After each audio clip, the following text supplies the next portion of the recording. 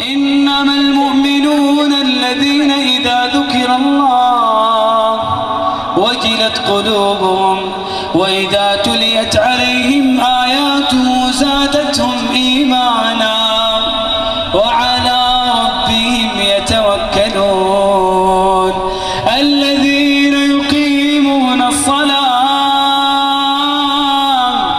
ومما رزقناهم ينفقون أولئك هم المؤمنون حقا لهم درجات عند ربهم ومغفرة ورزق كريم.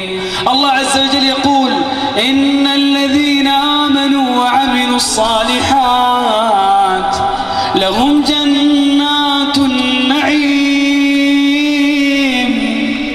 خالدين فيها وعد الله حقا وهو العزيز الحكيم.